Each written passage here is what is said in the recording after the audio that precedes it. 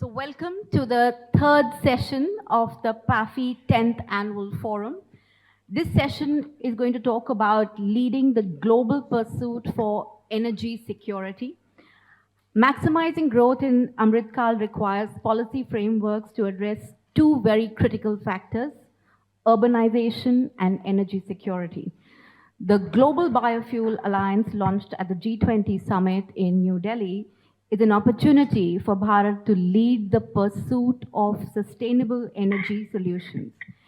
And at the same time, our Indian cities will need innovative urban planning and financing models, policies and programs that reflect these complexities and pluralities inherent in these critical issues can foster greater opportunities and shape India's economic landscape. How must the private and public stakeholders work together to ensure economic development along with environmental stability?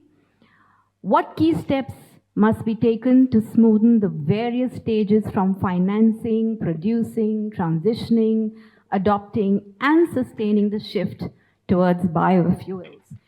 And who better than our speakers today who have joined us here? So may I first start by welcoming Honorable Minister Shri Hardeep Singh Puri. Thank you, sir, so much for being here today to answer some of these questions and talk to us about the solutions. He, of course, holds a dual portfolio for housing and urban affairs as well as petroleum and natural gas. We're also delighted to have with us Atul Kesap, who is ambassador retired from the US Foreign Service. Thank you, sir, for joining us. Currently, he's president of the US-India Business Council, president of the US-Bangladesh Business Council, and senior vice president, South Asia US Chamber of Commerce. So many hats out there. Thank you so much for joining us and making time for us today. We're, of course, joined by our very eloquent and vibrant moderator, Navika Kumar, who is group editor, Times Network, editor-in-chief, Times Now Bharat, and Mr. Raman Sidhu, who doesn't need any introductions. You all know him as one of the founding members of PAFI and has been the pillars and the past president for us. Currently, he's chairman of the EBG Federation. He'll be the discussant for the panel today. And with me, I also have my colleague, Ratika Jain, who is the lead strategy and corporate relations India for Rio Tinto. And I, ladies and gentlemen, am Deepshikha Dharmaraj, CEO of BCW India and also vice president for PAFI 2023. With that, I'm going to hand over to you, Navika, to kickstart the proceedings. Thank you. Thank you very much, Deepshikha, for a wonderful introduction of all our panelists here. But I'd just like to add, do you have only two portfolios, or there are many other things that your party and your Prime Minister makes you do? We are all members of a team. We carry out tasks as assigned to us. Yes, I'm formally associated with two ministries, and I'm a member of a team which is also a government function, and I also do a little bit of work for the party. Well, I think each one of us should be thankful that he found time to be here, given the fact that elections are happening in 5 major states, and then, of course, everybody is in the mode of 2024 elections. But thank you very much, Mr. Hardeep Singh Puri. But before we begin this round of deliberations on which way India is going, I would like to call upon Ambassador retired Atul Kesap to, just for our audience, set the perspective of what we really are looking at in terms of policy formation, in terms of the direction that India needs to take at this moment, given the fact that there are global challenges which only keep getting more and more complicated as the weeks and months go by. Navika ji, thank you very much. And it's always an honor to appear on such a distinguished panel, particularly with dear friend and colleague, Minister Hardeep Singh Puri. purple must be the color of the day for foreign service officers. I promise we didn't coordinate, but I we thought clearly, you were taking your cue from all the fashionistas and the fashion designers because they have declared purple as the color of the season. So big round of applause. They're with the times, with the colors of the seasons. Both Atul Keshav and Minister Hardeep Singh Puri. No, just in order not, I don't want to interrupt you, Ambassador, but just in order to set the record straight, my color scheming comes from a higher authority. And I am told every Thursday that this is the color. If you had this event yesterday, it would have been green. And I think you have access to my higher authority as I have. And I think it has something to do with the configurations. The idea is to keep people like Atul and me calm on Thursdays. Fantastic. Trust you to always have the last word, but please go on, Mr. Atul Keshav. well, it's pretty clear that we have the Ashirvad of Brahaspativar, so we got something right.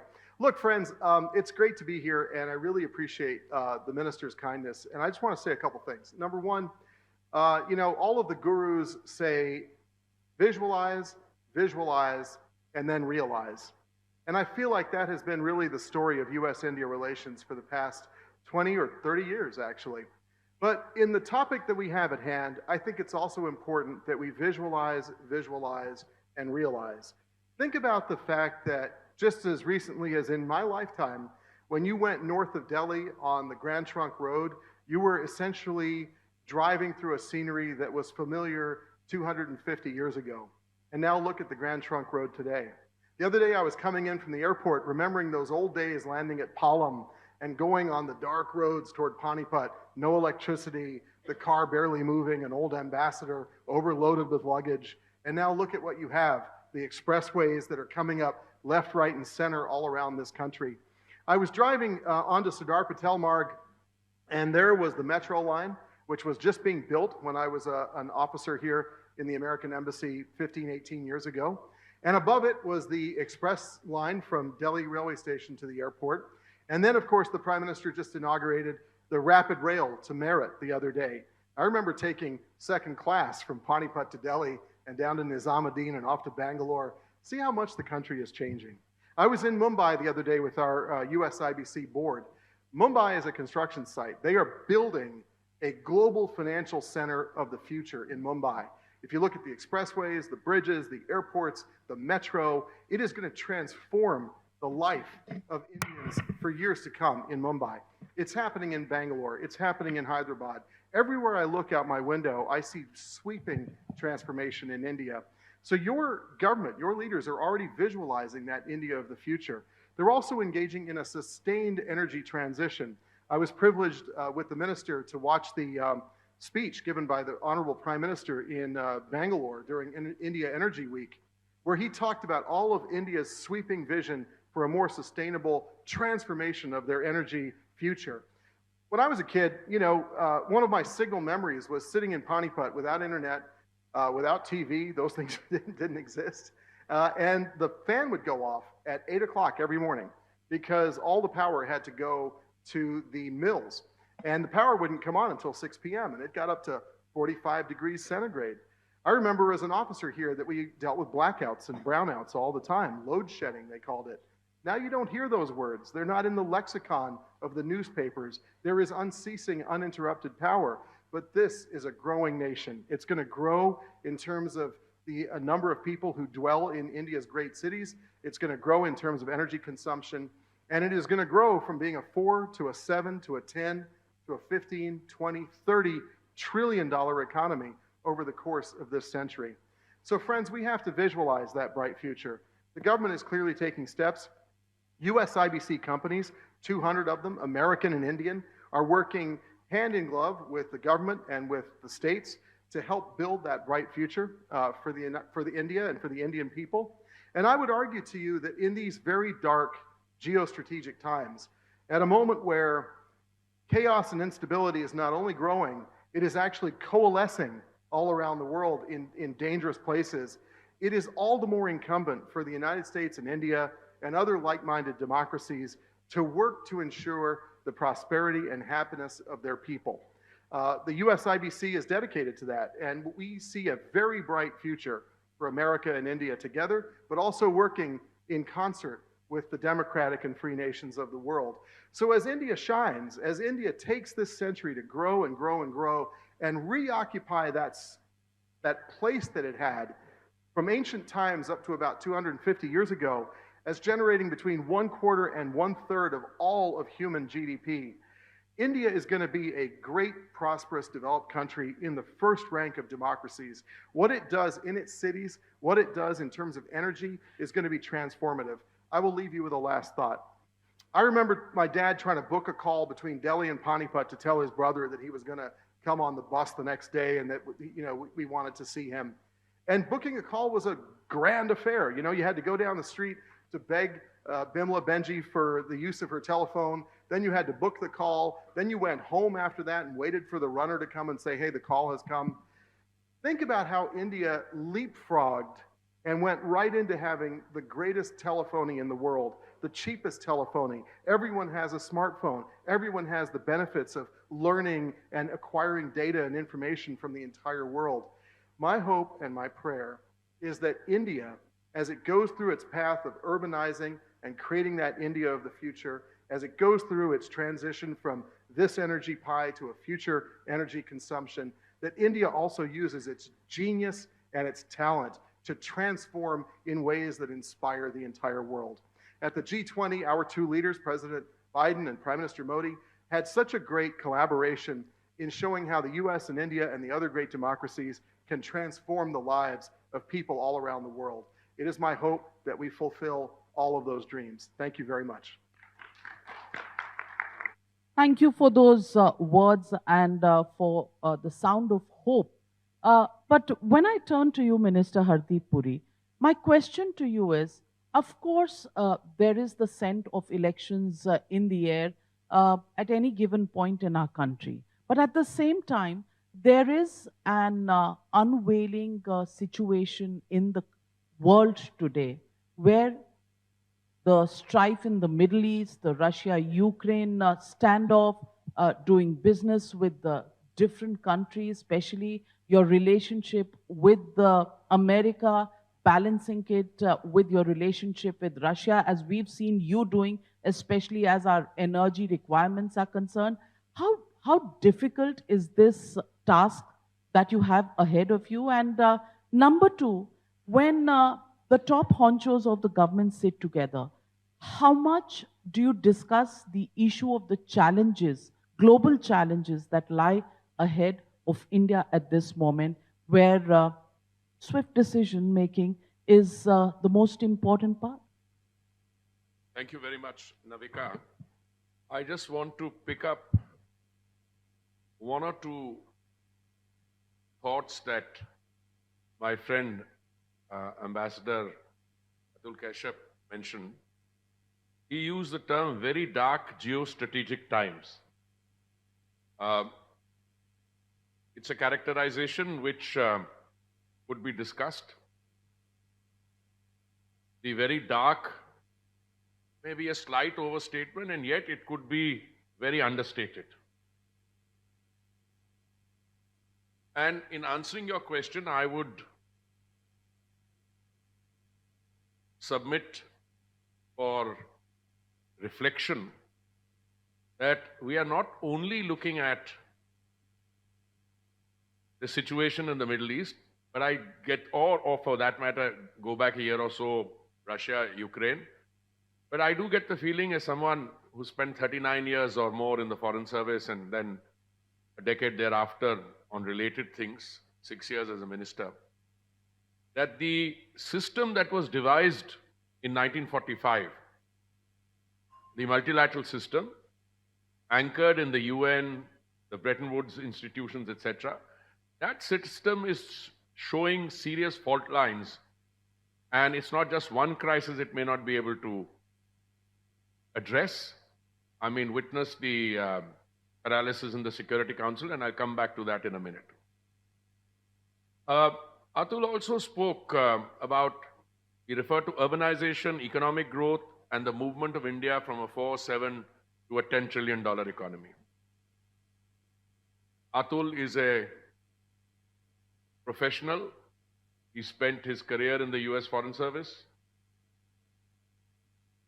Like people, others who are professionally trained, he's trained to say nice things. But when he says those nice things, I have to provide a perspective. Yes, we will be a $4 trillion economy by December this year. We will be a $7 trillion economy a few years from now, and a $10 trillion economy by 2030. But please, and I think this should be clear because even Atul will agree with this, even our current GDP, such that it is $4 trillion or slightly short, 50% of that is in the external sector, which is the value of goods and services imported and exported, the value of remittances. So Navika ji, if things were to seriously go wrong, and I'm choosing very neutral words, I'm not casting the blame on anyone, but let's say if the world as we know it were to experience challenges of an even higher order, and I don't mean just challenges to the global energy supply and others, but overall, I mean, you would be hard put to argue and to say that countries can go on their own in a hostile environment. By hostile, I mean a negative environment. And that brings me to the second part of my context setting, if I may call it that. Navika talks about elections and the domestic political scene. And here I would like to make an even more stark point.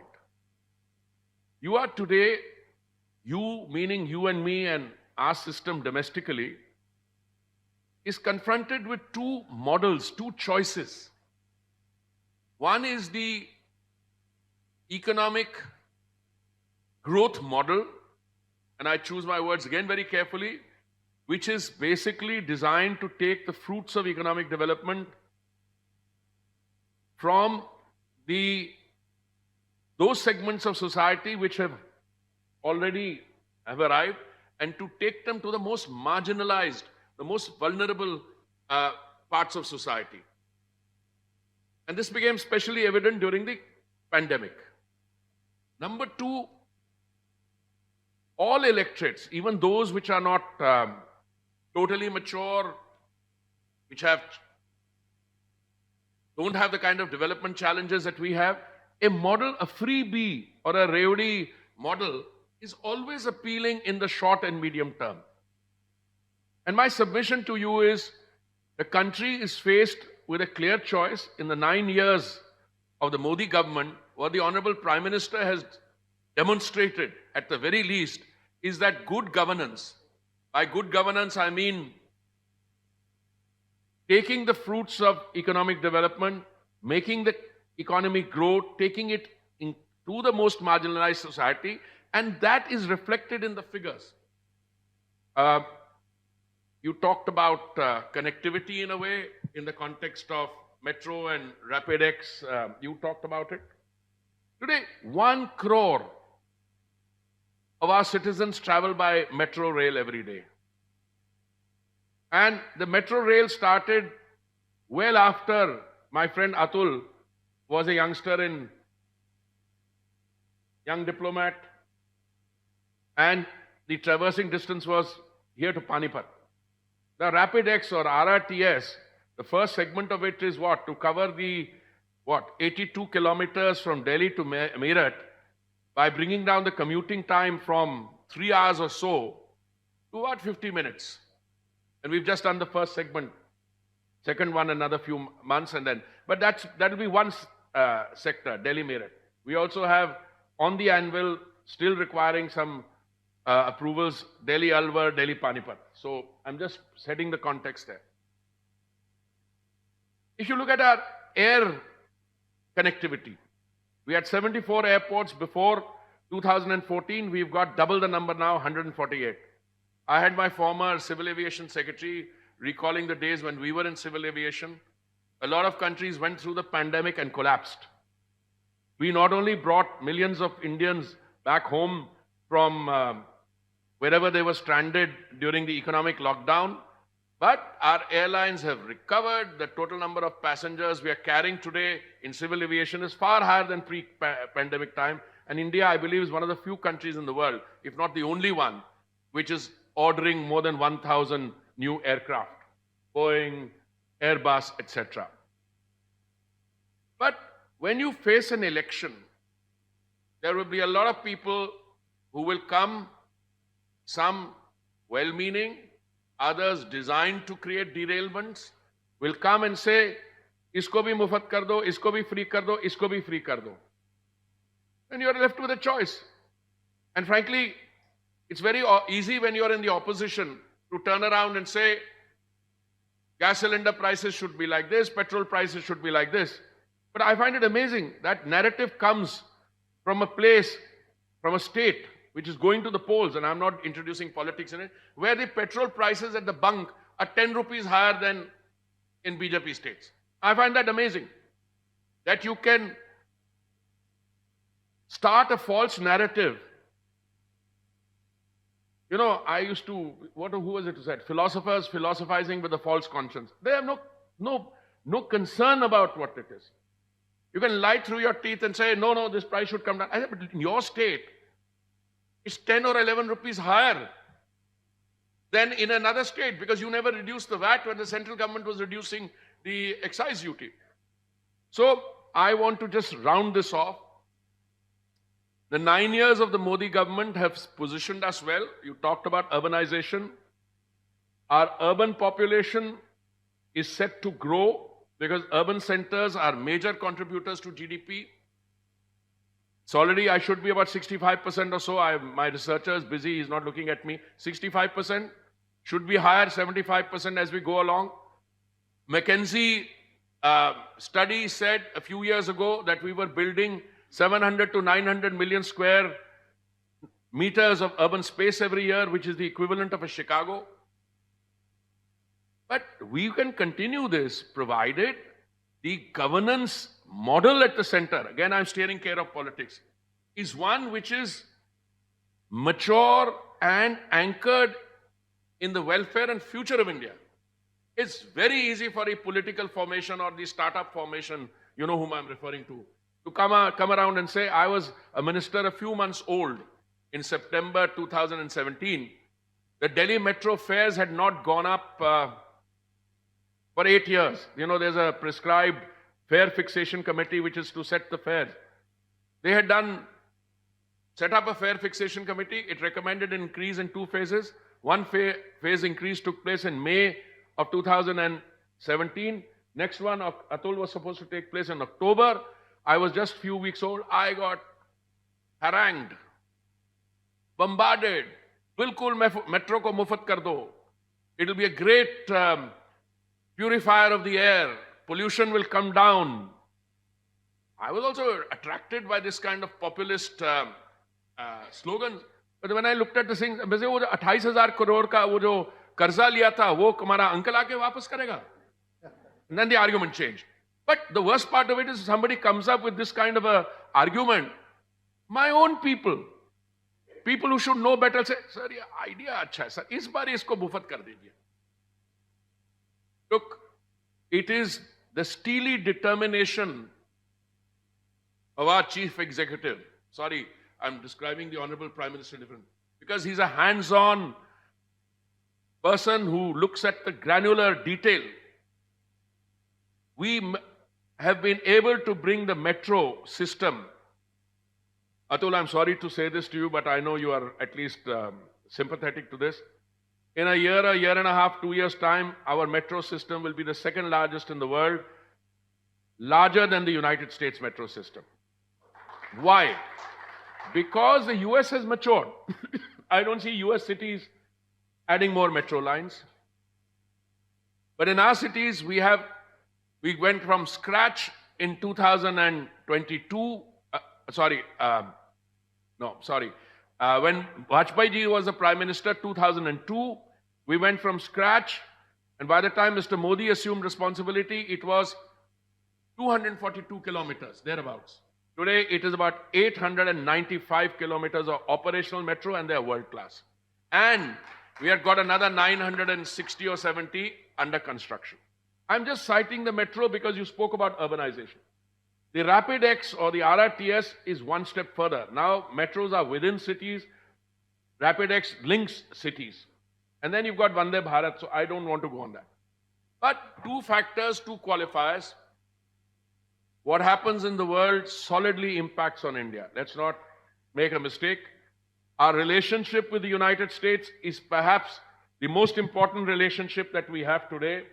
I don't want to say other, perhaps the most. There may be other equally important relationships. I've been on the US desk when I was Atul's age and he was here, but much later. I was Joint Secretary on the Americas desk. We've traveled a long distance, but I would like to be a little upfront, and I don't want to be misunderstood. Just as the United States is very important for India, I should like to believe India is also important for the United States, not only for the reasons that Atul mentions, democracy, shared value system, the entrepreneurial, human talent, etc. But if you look at the shape of the world as it is today, where some countries are going, I mean, these two countries have not only the gravitas just now, but the immense potential to cooperate in green energy, green hydrogen, and a host of other things. Of course, there's a little bit of asymmetry. You're a $25, $26 trillion economy. We are aspiring to be that by the time we are a Viksit Desh. But I think that journey and the strength we draw from each other, which is not to say that you will have a worldview on issues which are very different from ours, but I see the convergence increasing. Many of the things that we are saying and doing today, I would not have dreamt of when I was a civil servant on the Americas desk. Thank you very much. Mr. Puri, you make a very elaborate point on how India needs to stay the course as far as governance is concerned. It needs to stay the course as far as policy making is concerned, stay the course on discipline. But in the middle of all of this, elections have to be won. Because good governance can only come if you are in government. Now, nobody who's not a member of the coalition that you mentioned without naming, nobody who's not part of the opposition coalition will disagree with the fact that the pace of development has definitely increased in the last 9.5 years. Nobody will disagree with the fact that a lot of cleanup has happened. But people will also say that there are some challenges that remain. Challenges of employment, challenges of taking development to the far-flung areas, considering the topography and the geography of India. The fact of the matter is, there is, with all of this pace of growth, pace of development, the challenge of winning elections every now and then. And as of now, we don't have a consensus on one nation, one poll. So elections keep happening, whether it's at the state level or the national elections. My question to you is, how will you and your government really stay away from the temptation of giving in to the populist promises, which is the hallmark of elections as we see it today? And with a united opposition, is the pressure higher on your government to take out, like Mary Poppins, every magic from its bag so as to win the next election? Navika, you know, I'm a long-standing admirer of yours in particular and senior anchors who want to provoke poor ministers like me who are put on the mat. I think the problem is a little more serious. It's not just elections. The problem is one which, if I may put it somewhat bluntly, is how your mind is wired. No matter which government you have in India, the one that Mr. Vajpayee was heading in 2002, the one that Shri Morarji Bhai Desai was heading in 1978, or what Shri Narasimha Rao, Srimati Indira Gandhi, and the one that Shri Narendra Modi ji is heading now and which we will continue to head, no matter what the time, you are faced with difficult choices. It's a question of how you want to deal with it. I'll give you one example which will sum up the approach. We are facing challenges on the energy front, and we are trying to address the issue of availability, affordability, and sustainability. And I think so far we've navigated reasonably well. Challenges of availability and affordability arose earlier also. Let me draw your attention to one single instance that the government which was in office between 2004 and 14 had to face. International prices were going up. They were desperate to keep prices at the retail outlets down. And what did they do? They floated something called oil bonds. In other words, you borrow today in order to keep prices within a range, and you pass the problem down to your grandchildren. So they borrowed what, 1,41,000 crores, and we are collectively, because of that folly, paying back 3,50,000 crores. That is what I call irresponsible behavior. And the same guys who conducted themselves like this stand up and sermonize to us. I find it the worst form of political hypocrisy. I'm not naming the person, but anyone who, and it's so-called educated finance ministers. What else they did, I can also tell you. If you look at the non-BJP states, and I'll stop there, look at the kind of debt that they are generating. Now, either someone bails them out, or you're going to have a peculiar situation. You've got a thriving national economy, and you've got little parts just collapsing. Some not so little, some states. Now, either you have uniformly responsible behavior, fiscal and so on, I'm not going into detail, and that's why elections are all important. Therefore, I would expect that such an influential segment of our democratic society, like the distinguished fourth estate, should reach out to people and tell them this is what it is. And I think everyone who's a stakeholder in this system has to step out and say, wait a minute. You can have local issues, they can play out in your mohalla, in your urban local body, in your council elections. But when you're dealing with democracy, where do you want to take India? I mean, again, don't want to take names. Atul was ambassador in a country very much in our sync. You can go to the monetary fund for a bailout.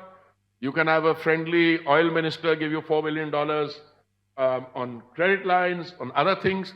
But at the end of the day, if your behavior and your mindset reflect on your spending in a particular way, no one will bail you out. In the UN, we had this category of least developed countries. Some of them done very well. Some of them have graduated to developing country status. Others, but today, when Atul talks of a very dark geostrategic phase, we are looking at what? We are looking at the potential, I'm using the word, of military conflict escalating. Other actors getting drawn in. But at the same time, you also have to manage your economies. And I think those two challenges, democracies will face them well. I think the United States clearly, ours is more robust because our developmental challenge is built in there. But I am very confident. And you may have a little bit of political upstarts rising, promising the moon. By the way, we're already there. So, no, issue is, if you look at two countries born from the womb of the same mother, one on our western border and here, what is the situation on energy there? What is the situation on energy here? Here, I want to say with confidence, I've been petroleum minister for about 2 years, 3 months or something. I've never come across a story that ekdam petrol kahin khatam ho gaya. There may be a local pipe burst or something. Affordability, oh, daam high hai. When I show them, hey, ये अतुल जी के यहाँ 40% बढ़ा दाम during that period. We brought ours down 5%. Look, at the end of the day, in a democracy, facts are empirically verifiable, and I think thanks to the Honorable Prime Minister and that absolute determined course, yes, but if some sections of our society think that you can bring in institutionalized freebie politics, we've had it. Nobody will dispute, in theory, the point that you're making, that it is, profligacy is the death knell uh, of every state of the country at large. Having said that, you have lost a few states where the moon uh, was promised. And therefore, I once again ask you, what happens to the temptation when the national elections come? Because the other side, as you call them, the opposition is not in power. It can go ahead, promise the moon. You, when you're looking at the financial situation the country is in, can you do that? You've been responsible so far. Can you continue to be that? And secondly, you're expecting stakeholders. Now, stakeholders in cities, in urban India, people who are educated might just go with the disciplined manner in which they see your economic model. But there is a vast tract of voters in India that probably are not in such a good situation so as to take an economic call, because their own economic situation does not allow them to look at the national good before their own economic household balancing. What will you do in that case? Every time I've interacted with you, somewhere in the, at least in the social media space, the date and the content is available. You have asked me this question repeatedly. चुनाव होने वाले हैं, आप दाम नीचे ला रहे हो कि नहीं? And each time I've given you the same answer. चुनाव यहाँ 5 साल का लोकसभा टेन्योर होता है और 5 साल के अंदर पता नहीं कितने चुनाव होते हैं. Those decisions are not taken by us on that basis. There is a difference between the Modi approach to development and the non-BJP states, what they're practicing. Let me give you one example. During the COVID pandemic, economic activity came at one point of time to a grinding halt. What happened? People who were living in factories and who were regular employees, they stopped work, but the owners, through enlightened policies, kept them on the payrolls. Those who were contract or, hired labor went in large droves back to their states. Then people who worked the agriculture sector continued some form of activity. There was one segment of our society which are called the street vendors. We brought in the Street Vendors Act in 2014.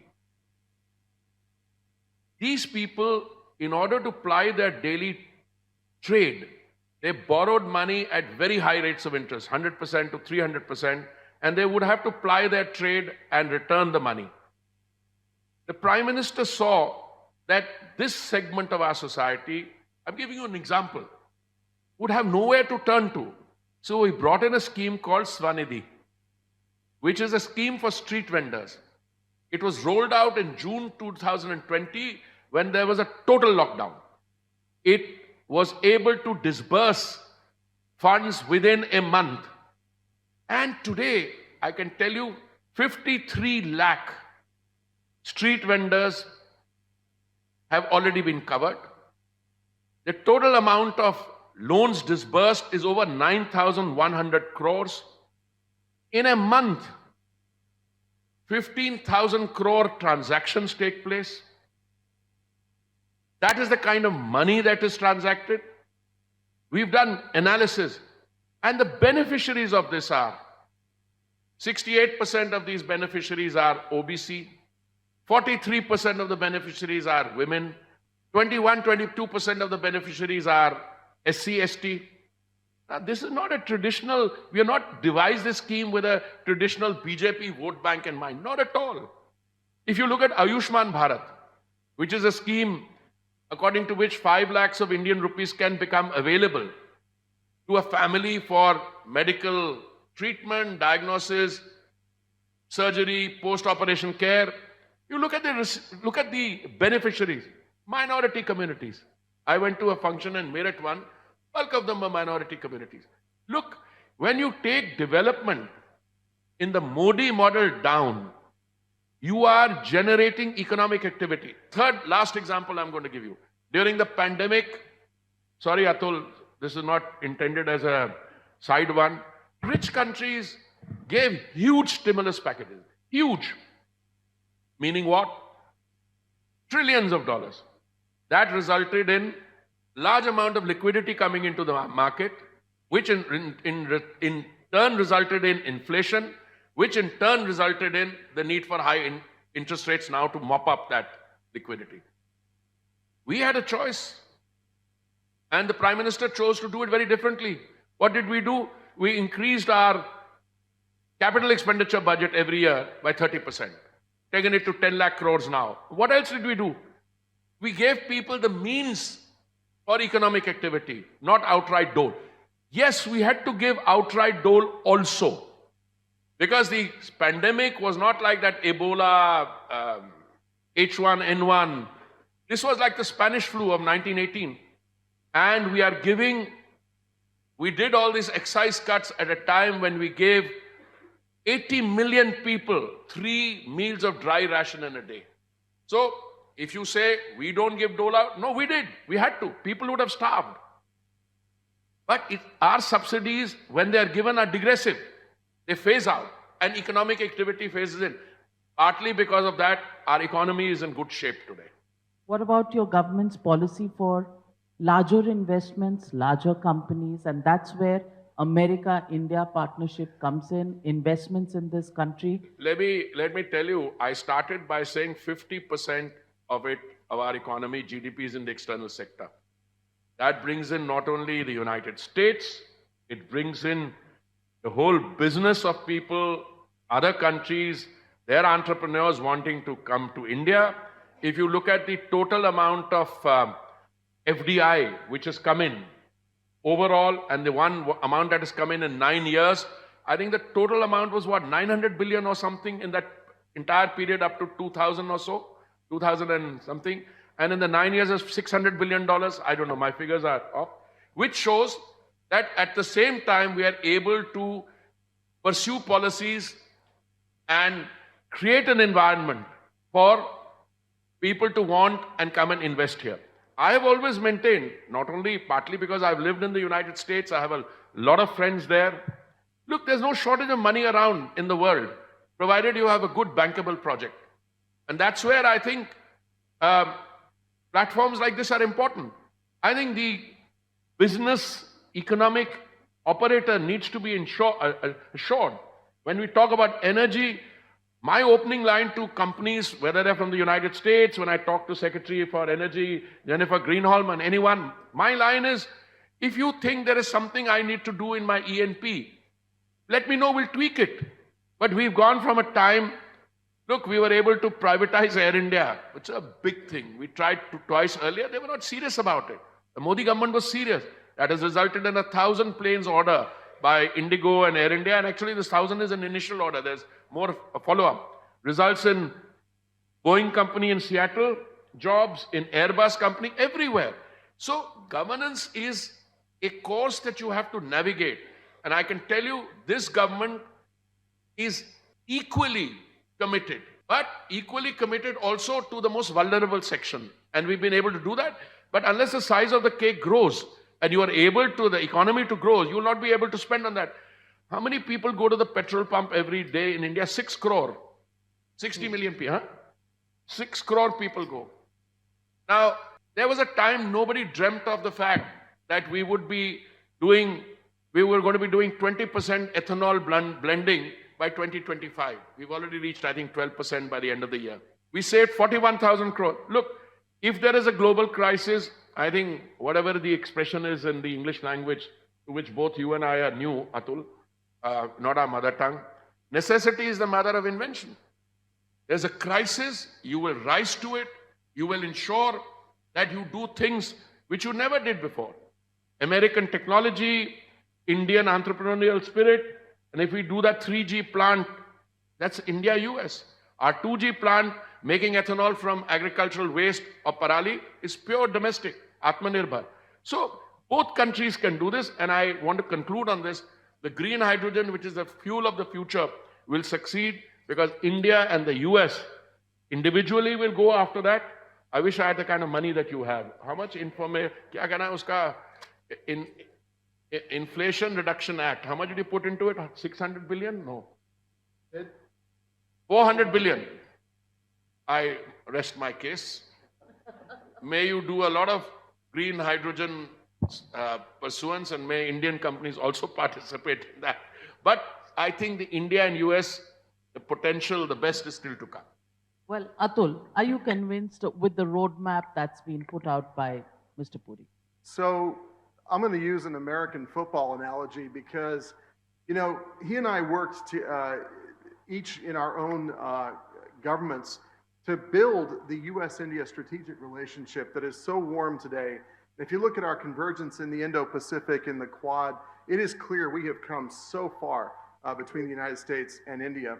But there's a lot yet to do on the economic and commercial front. And this is where the US IBC companies are, again, putting in that hard yardage. So look at Apple. I think they're in the room. They've invested very heavily in manufacturing and export from India.